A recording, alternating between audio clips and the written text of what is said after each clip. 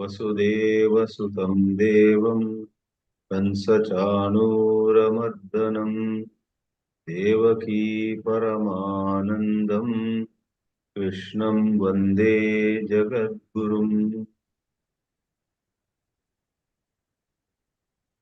In this magnificent chapter, that is chapter 9 of Bhagavad Geetā, Bhagavan Sri Krishna goes into many shlokas where, if we study carefully with faith, we will have a much better understanding of the God principle. God is, in one sense, everything. God, otherwise, in the popular understanding, is the ruler.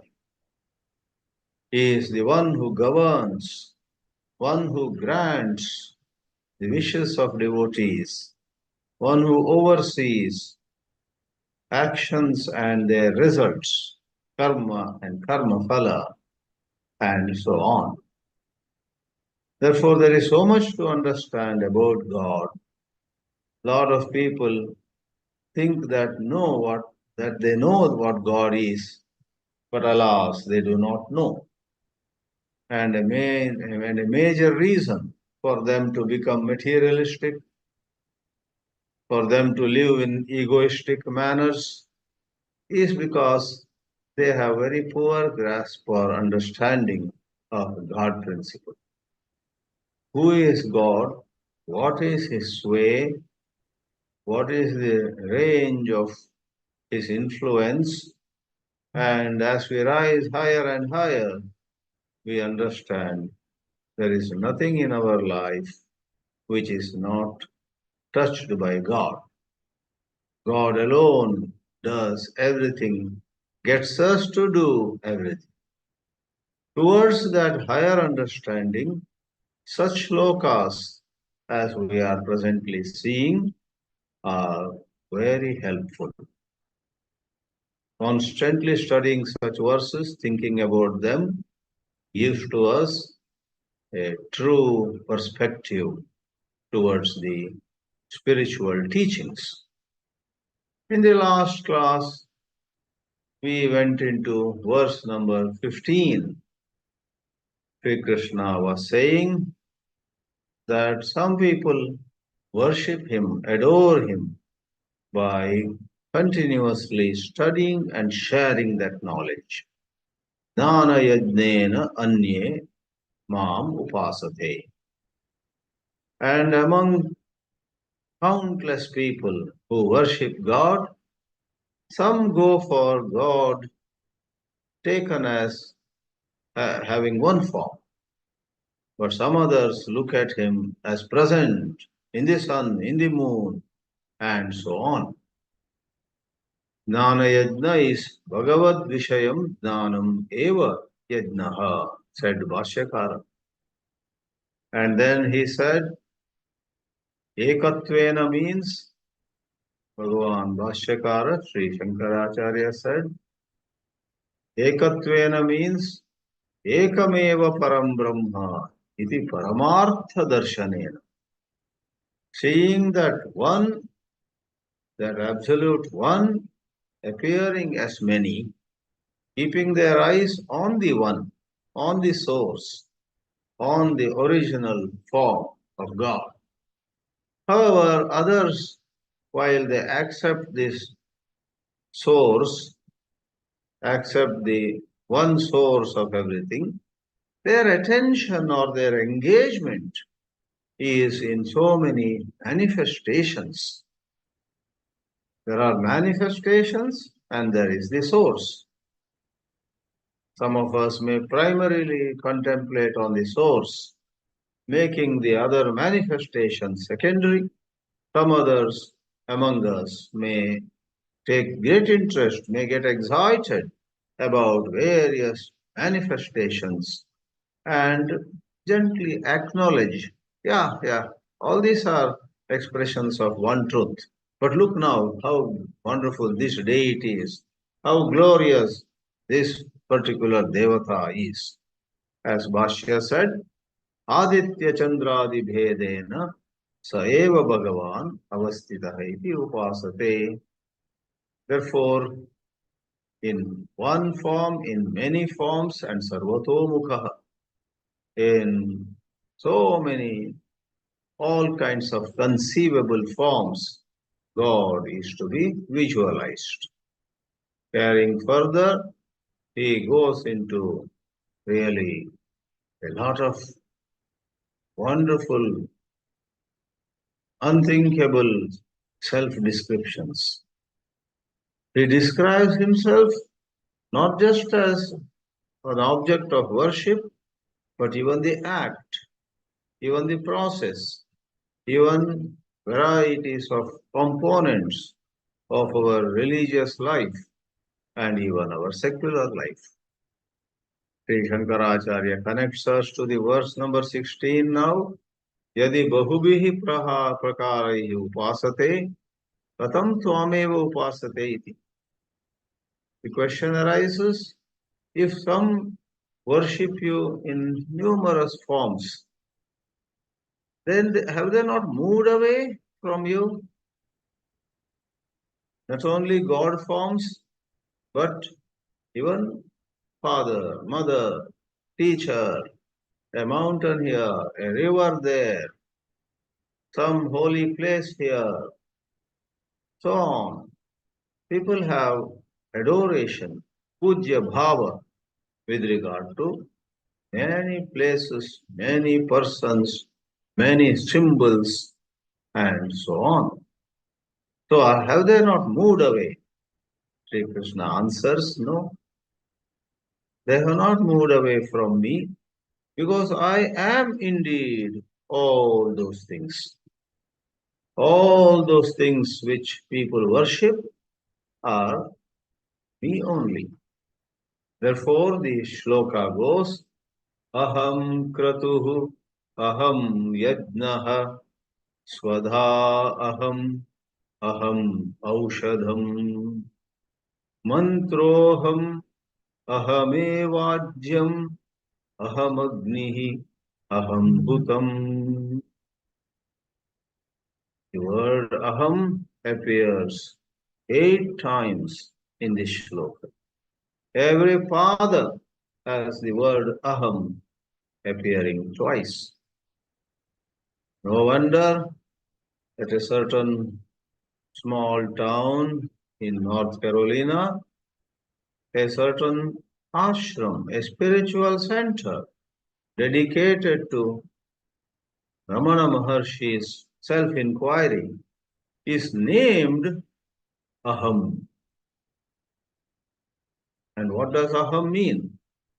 On one hand, Maharshi Ramana promoted the question, Koham, Kaha Aham, who am I? On the other, Aham has an expansion. It's an acronym. It stands for Association for Happiness of All Mankind. AHAM. Association for Happiness of all also having a mankind, M. In a single shloka, Aham appearing 8 times. So much has been said about Aham by scholars. In the alphabets of Sanskrit and most Indian languages, the first one is A, and the last alphabet is H.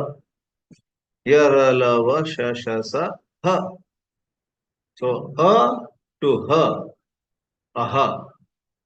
And like you make Phala into Phalam, Vana into Vanam, Aha becomes Aham. So H to H, like in English you say A to Z. A to Z of English becomes A to H in Sanskrit and in most Indian languages. A, A, I, U, R, R, A, I, O, O, Au, Aha.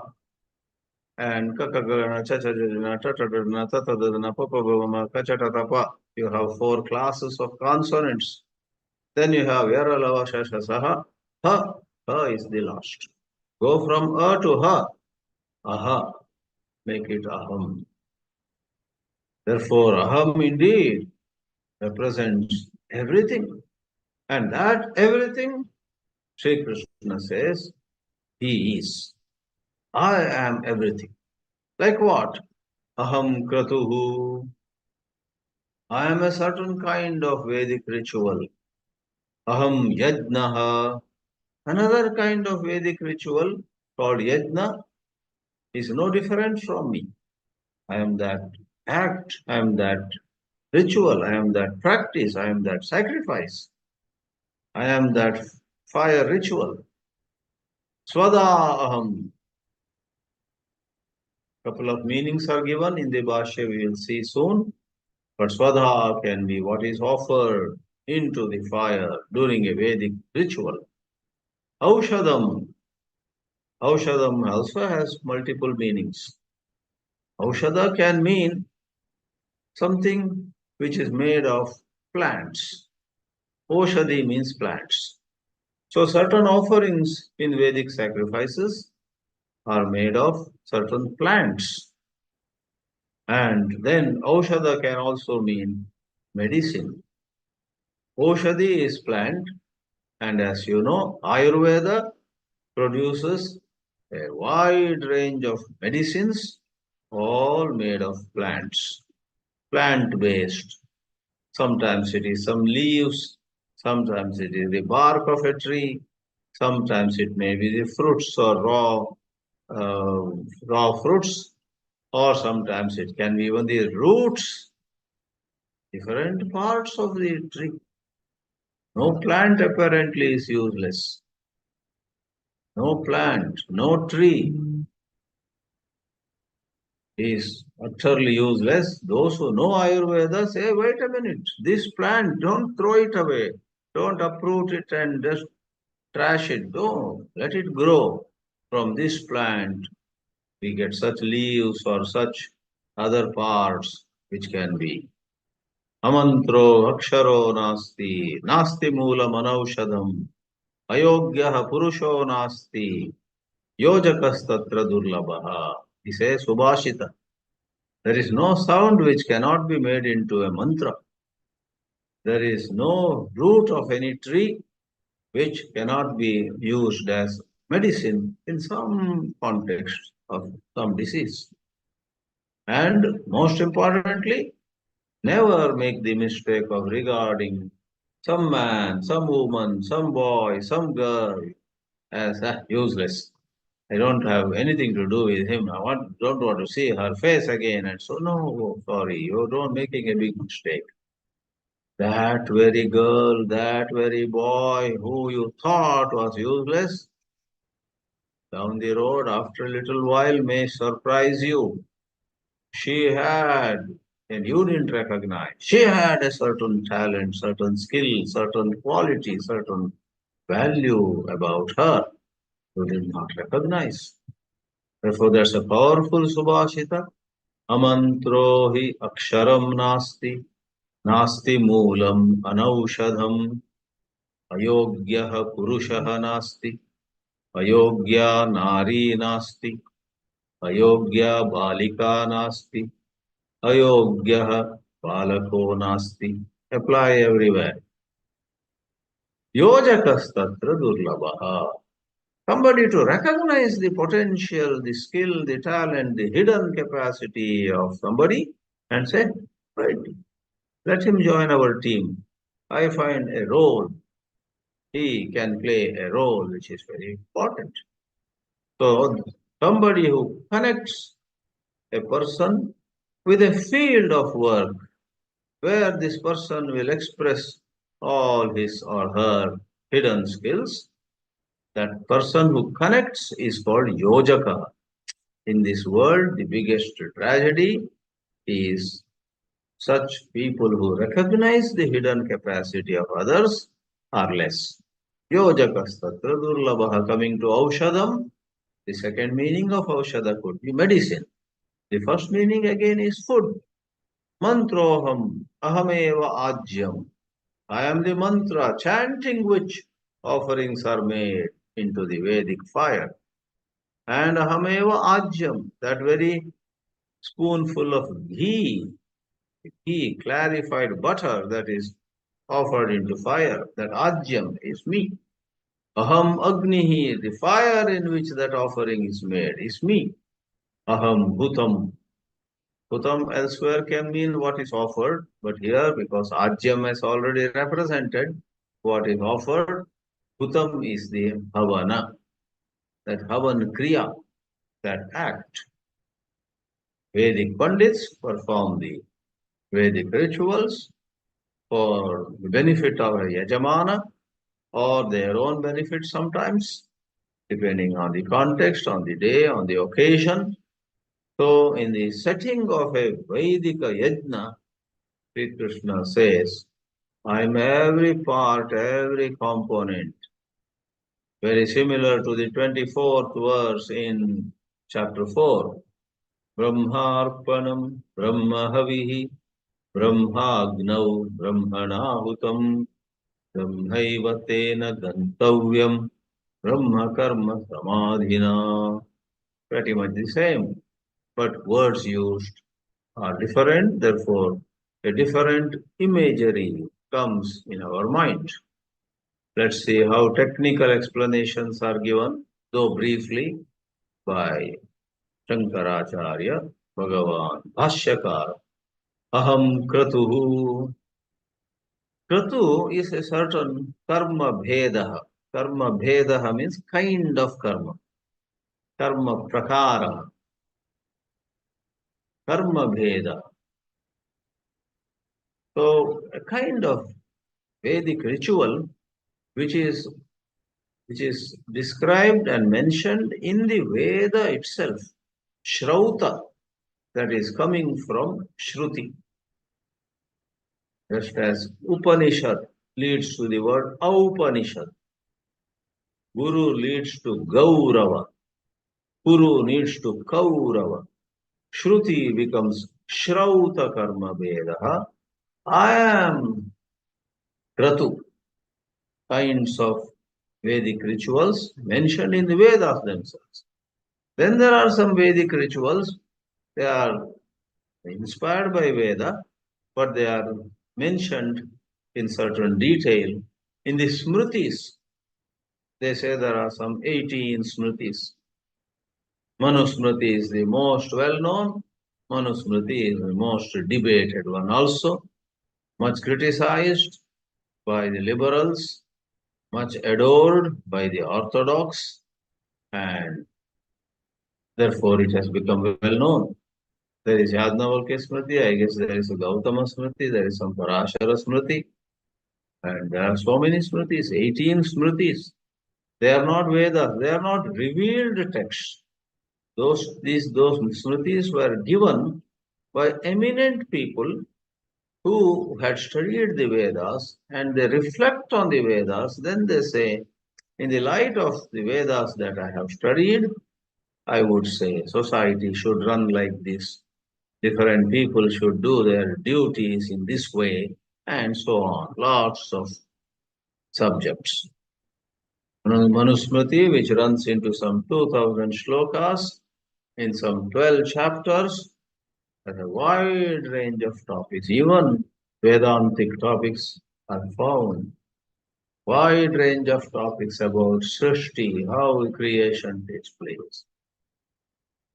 Duties and responsibilities, privileges, limitations of different kinds of people.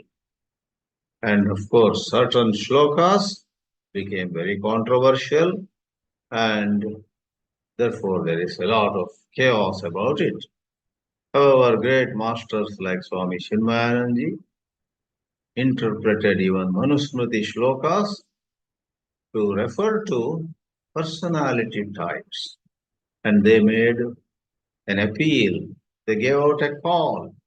Don't label anybody just by their birth, just by their color of the skin, just by all these external things.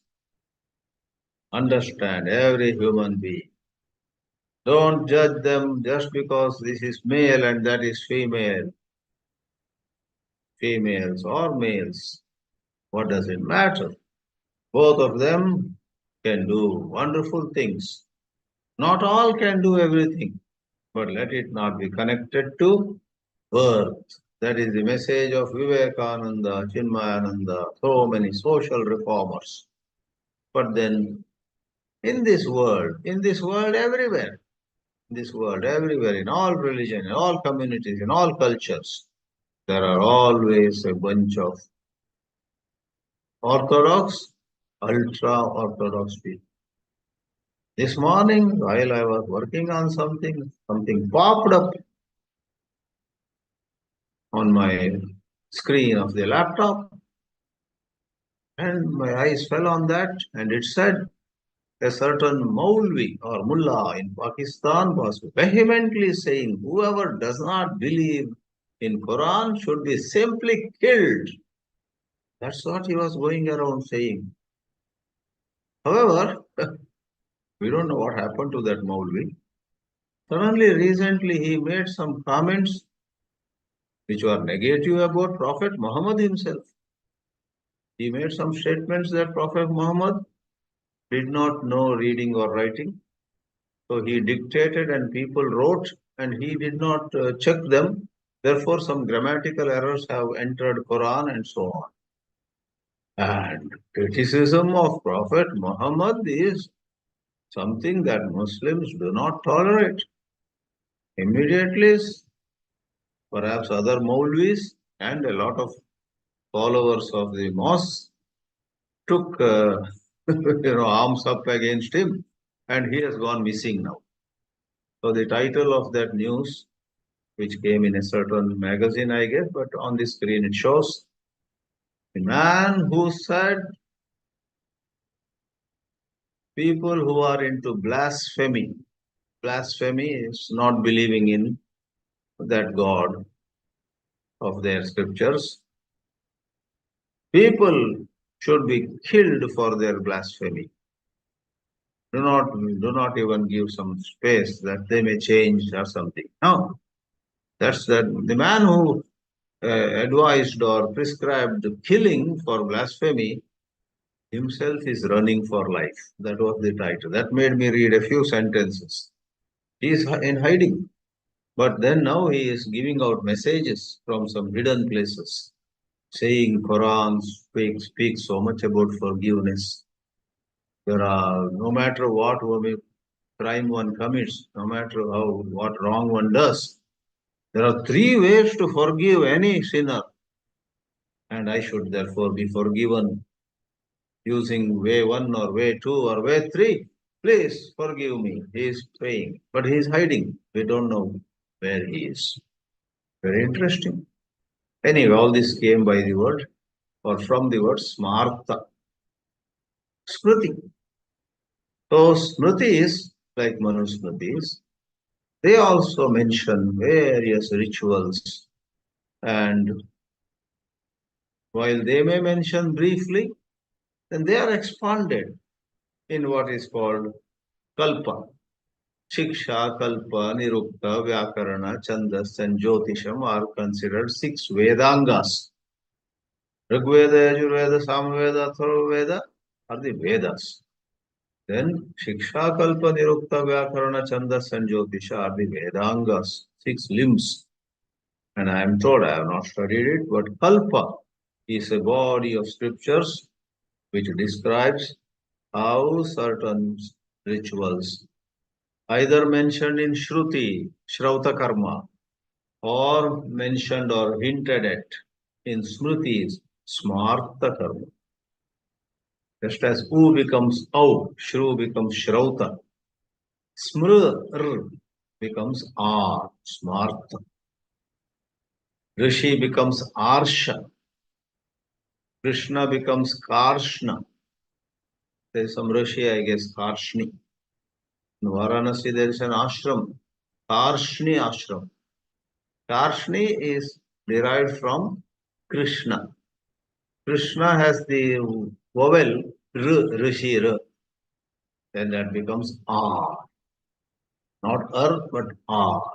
Arshni. So Smriti, the R in Smriti becomes Smarta. So that's how they say there is so much of structure, order, beauty, charm in the Sanskrit language. To lesser extent, so many languages have their own beauty. However, Sanskrit has its own unique charm. Smartaha. Smartaha is yajna. Yajna is a smarta karma. Swada ऽहमहम औषधम. Sri Krishna says, I am Swadha. So Swadha, again context wise. Like in any other language in Sanskrit too, a word may have many meanings. I had to translate somewhere 1988, I think. Swami Brahmananji asked me to translate Guru Paduka Stotra. I met with a, what you call it, dead end.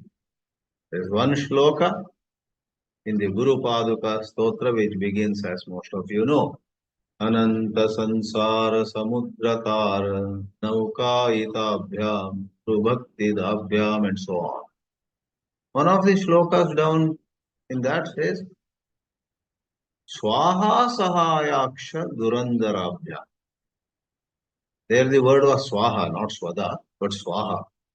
I knew only one Swaha. They offer ghee into fire saying Indraya idam namama Swaha. And in popular usage outside the Vedas or these religious works, Swaha means some politician, let us say, took a lot of money into his own pocket. They say, he swahad that money. He swahad that land. Swaha means swallowed. That kind of meaning I knew.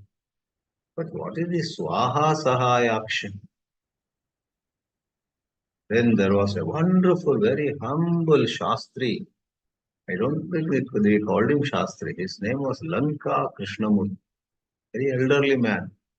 His first passion was Sanskrit.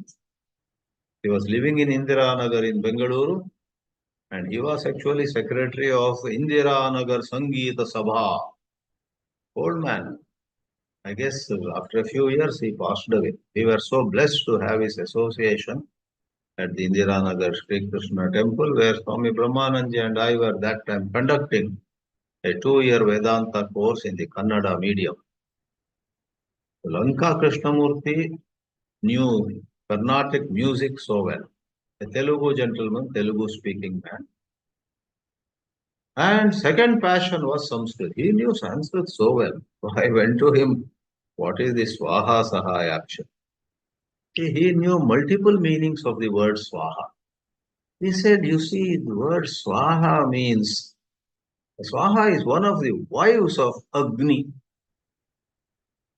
Agni, I guess, has 2 wives. One of them is called Swaha. So Swaha Sahaya, like Uma Sahaya is Shiva, Lakshmi Sahaya is Vishnu, Saraswati Sahaya is Brahma, Swaha Sahaya is Agni. Everything becomes clear now. Swaha Sahaya Akshar. One who has Agni, who is the husband of Swaha, as his third eye. That is Shiva. Shiva has his third eye of the form of fire. Fire emerges from this third eye. Right? Swaha Sahaya Aksha. Swaha Sahaya is Agni, but Swaha Sahaya Aksha is Shiva and Durandarabhyam. These are the sandals who at one time bore the burden, bore the weight of Lord Shiva himself. He wore these sandals. Later on they came through the Guru Parampara to my Guru. That's what it means. Another interpretation is Shankaracharya was an incarnation of Shiva. So these are the sandals which were worn by Shankaracharya at one time.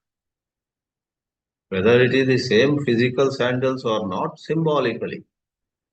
So your guru, your acharya, your Vedanta teacher wore some wooden sandals, let us say, and symbolically that the devotee, the Shishya says, practically that is like, for me, they are the same sandals which Shankaracharya wore. Here Shiva's avatara. So Shankaracharya also could be called Swaha Sahayaksha. Lanka Krishnamurti those days helped me several tricky situations in Sanskrit. Encouraged by him, I wrote 8 shlokas on Shiva. Went to him, see, take a look at this. To my disappointment, in one glance, he said, you are, yeah, it's fine. Meter is fine, Upajati meter. But 3 shlokas you have where you are addressing Shiva, Jagadishwara in Bombay Ashram in third person. Suddenly you bring him to second person and as though you are standing before him. You must have uniformity in the shlokas and so on. So terrific he was.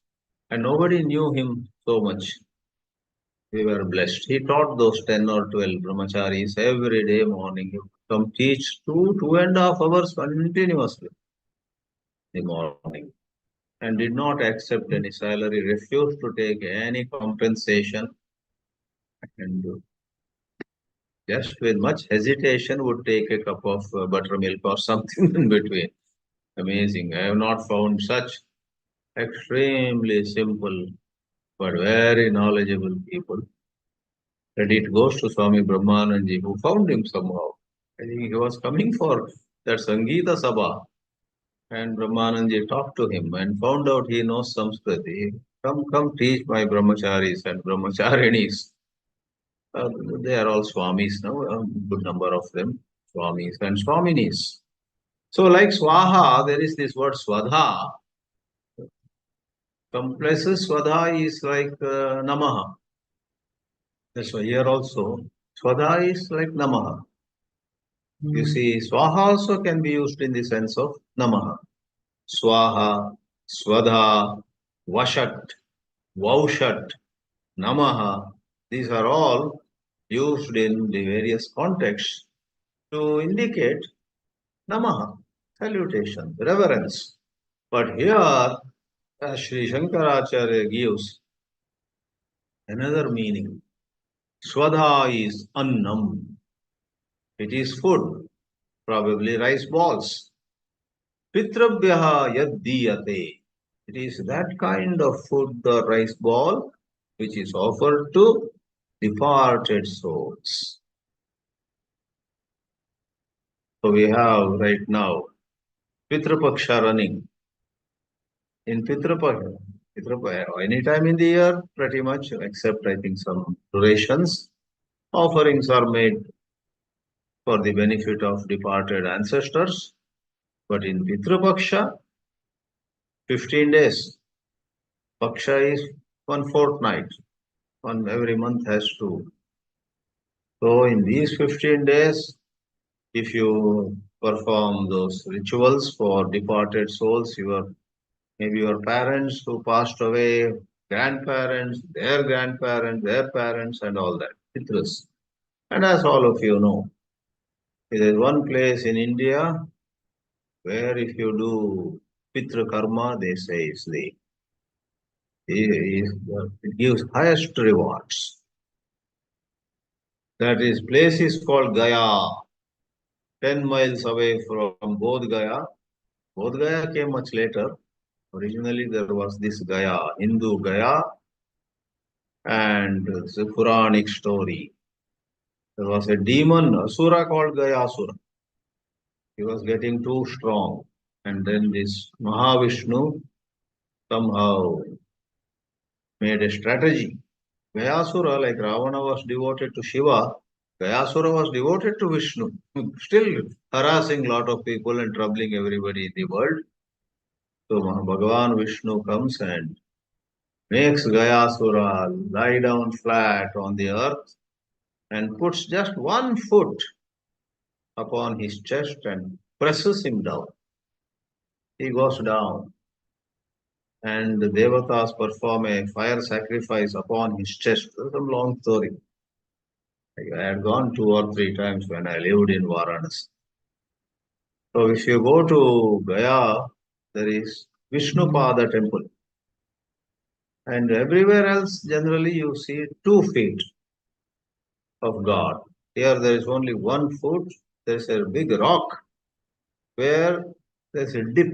And if you see, pour some water, the water fills that dip. And that dip is that little hole like thing in the stone is shaped like a foot. And that is Vishnupada temple. So, Pitrabhyaha yad diyate. It's so hard to manage Gaya during Pitra Paksha. Lakhs and lakhs of people come to that small town, and the collector, the corporation, or whoever administration finds it very hard to maintain cleanliness. So many come, and the bath and toilets. Management there is extremely hard. It can be pretty bad. Anyway, I'll not go to that far in this topic. But Pitrabhyaha yat diyate. That offering in the form of food, probably rice ball, offered to the departed ancestors, Purvajas we call. That is Swadha. Sri Krishna says, Swadha aham aushadam. And aushadam also is food. Number one meaning. Sarva pranibihi yat adyate. Ad in Sanskrit means to eat. Atti. Taittiriya Upanishad says, Annam is adyate atticha. Food is that which is eaten, that we know, but that eats you also. If people with blood pressure eat some very delicious salty food, first they eat, then that salty food that has gone in will raise their pressure so much, it will eat them out. Diabetics eat sweets, the sweets then will eat them out. Meaning they damage the health so much and you are gone. So adyate atticha. Atti means it eats you. It eats the one who eats. Adyate sarva pranibihi aushadashabda vachyam vrihiyavadi sadharanam. So various kinds of grains, ragi, barley, and so many grains, different kinds of grains. That is aushadam. Acharya Shankara himself hastens to add, or aushada could mean bheshajam, medicine. Bishak is a doctor, and what Bishak gives for curing some ailment is bheshajam. So, athava swadha iti sarva prani sadharanam annam aushadam iti vyadi upashamartam bheshajam. So, swadha could be food offered in a ritual to propitiate and to benefit ancestors who have gone away. Or Swada could be Prani Sadharanam Annam. It doesn't have to be linked to the Vedic rituals at all. Prani Sadharanam Annam. Like that, Aushadam is Vyadi Upashamartam Beshajam. Such medicine that is given for Upashama, bringing down Vyadi, ailments. Then, with a lot of poetic beauty, the shloka goes, Mantrohamahame vajyam ahamagni raham bhutam. What is mantra? Mantra is the recitation, yena, reciting which pitrabhyaha devatabhyascha havihi diyate. You have to recite particular right mantras at the right time. So Vedic rituals have their own science about them. Ahameva ajyam havischa, the ghee that is offered. Aham agnihi, I am the fire into which this offering is made. Aham bhutam havana karma cha. I am the karma. So it's not necessarily this or that form of being, but also the act That's where in Brahmarpanam Brahmahavihi also, he says, Brahmarpanam Brahmahavihi Brahmagno Brahmanautam Brahmaiva Tena Gantavyam. Brahma karma. Brahma itself is the karma also. And by getting absorbed in that action, in that karma, then that person is called Brahma Karma Samadhi. Brahma Karma Samadhi is the performer whose mind is so absorbed in a Vedic ritual, and then he reaches heaven or some place, and that also is Brahma, says Sri Krishna. Brahmaiva tena gantavyam, and who has to go? Brahma Karma Samadhi. So you have over there also 4.24, all components as well as the act, not just the physical spoon or the ghee, etc. Even the act, that is also Brahma. Likewise here, ऽहमहम, says Sri Krishna. Aham havana karma cha. Havana karma is called Bhutam. And continuing the poetic streak, Sri Krishna says, Pitahamasya jagatah mata dhata pitamaha vedyam pavitram omkaraha riksamaya cha. Asya jagatah, of this world, of this universe, I am the father. I am the mother, Mata, and I am Dhata, supporter. I am the grandfather. Father's father is Pitamaha. Mother's father, I guess, is Matamaha. Mother's mother is Matamahi. Pitamaha, Pitamahi. Matamaha, Matamahi. And then Prapitamaha, grandfather's father. So you have certain words about all these relations. I am the father, I am the mother, I am myself the grandfather to an in-betweener, I am the supporter. So elsewhere, Shankaracharya doesn't go into it here, but elsewhere it is rightly said. Pita means the efficient cause, like a potter who makes the pot. His intelligence is involved over there. Mata is the material cause, like in pot making, the clay is called Upadana Karana. Efficient cause is Nimitta Karana. And by saying, I am the father, I am the mother, Sri Krishna means I am all the causes. Efficient cause, material cause, instrumental cause, all causes I am.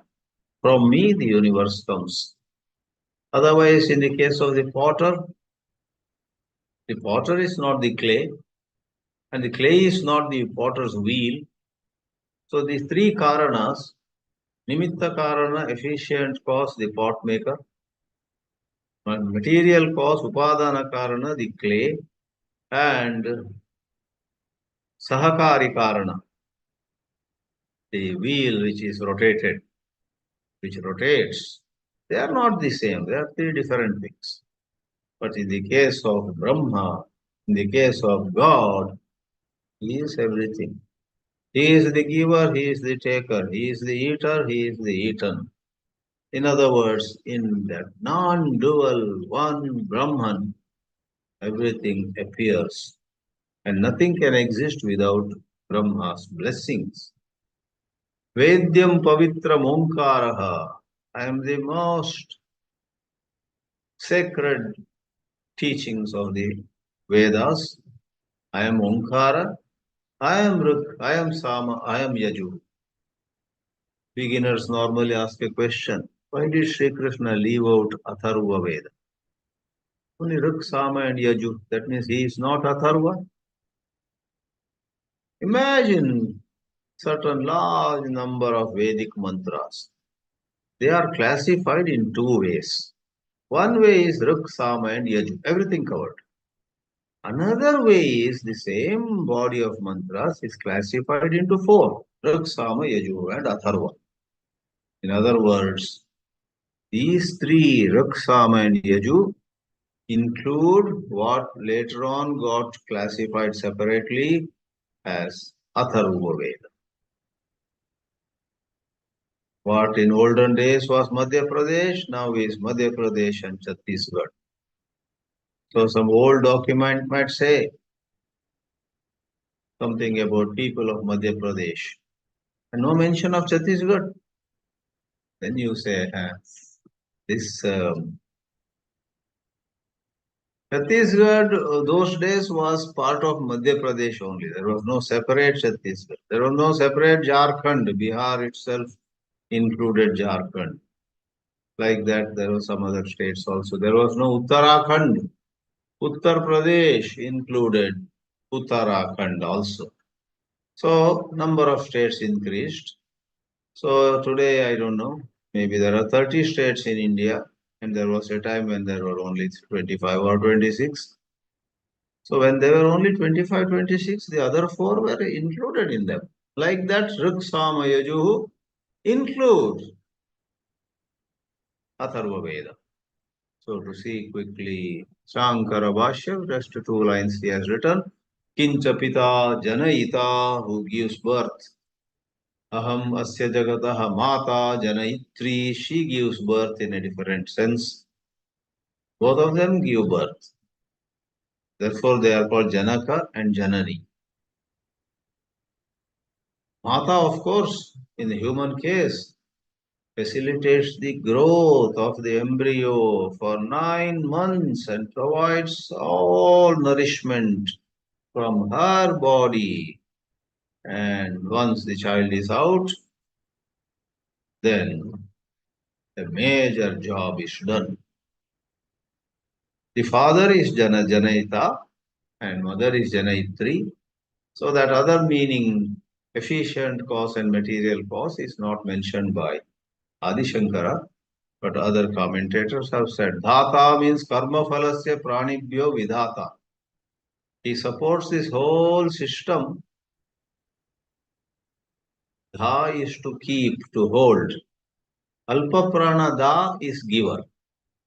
Sometimes this dhata, which literally is holding, is also used in the sense of giving. Like here, pranibhyaha karma phalasya dhata, dhata.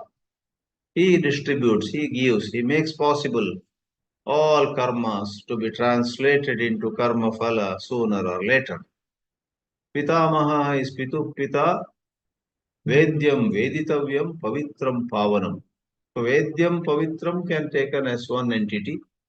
Whatever is most sacred in the Vedas, or Vedyam means knowable, whatever, whether in Vedas or anywhere else, whatever is most sacred to be known, because Vedya means to be known, doesn't have to be in the Veda. Though traditionally we regard everything is finally in the Vedas. That's a orthodox view. Vedyam, Veditavyam, something to be known which is also most sacred. Or Shankara Bhāshya itself can be interpreted as Vedyam is one item, Pavitram is another item, Omkara is yet another third item. Because whether one word acts as an adjective to the second, or each word stands alone by itself, is difficult to know, but both meanings are equally valid and valuable. Omkara, we know much about Omkara, it is coming in subsequent chapters also. Riksama Yajurevacha. So once more I would say there is so much of vital knowledge given to us here about God and His glory, no exaggeration. And on the other hand, there is so much of poetry. That's how a lot of religious literature has stood the test of time, not only because of their knowledge, but because of beautiful compositions. Not just one or two kinds of the literary beauty. Those who study Sahitya, literature, they know various alankaras. They have studied human psychology. What appeals to the person who is reading? Is it some words coming again and again, some rhyme? There are so many technical words for that. Alankar, which meter? Different hymns, for example, different stotras. appeal to us in different ways. Some stotras calm us down. Some other stotras excite us. I guess Ravana's, what is that? Shiva Thandava Stotra, Dhagad, Dhagad, Dhagad, and all that, Reciting is difficult in the beginning. Shiva Thandava Stotra of Ravana. 2 weeks ago, I thought I will do a webinar on Shiva Thandava Stotra. While walking in a park nearby, I went on hearing to Shiva Thandava Stotra on YouTube with Bluetooth speakers. Then I started doing little Thandava there. Well, this is not so easy. 2 days were left. I will properly do some homework and present Shiva Thandava Stotra as the theme for some webinar, Sunday evening webinar sometime. So it's in the pipeline. I did something much simpler. Ganesha Pancharatnam. Mudakarattamodakam Sada Vimukti Sadakam Kaladharavatansakam Vilasi Loka Rakshakam Anayakaikanayakam Vinashite Badaityakam Natashu Nashakam Namamitam Vinayakam. That is on Ganesha Pancharatnam. Then I saw this is easy. I need only half an hour of preparation. Without other work to do, this fits in well. Shiva Thandava Stotra, if I announce, then when people gather for the webinar, I have to do some Thandava Nritya in my house. I won't be prepared. Anyway, I am saying Sahitya has its own appeal. Bhagavad Geetā Shlokas, some of these shlokas I find, I'm sure most of you also find. What a beautiful way of putting it. पिताहमस्य जगतो माता धाता पितामहः वेद्यं पवित्रमोङ्कारः ऋक्सामयजुरेव च. ओम नमो भगवते वासुदेवाय.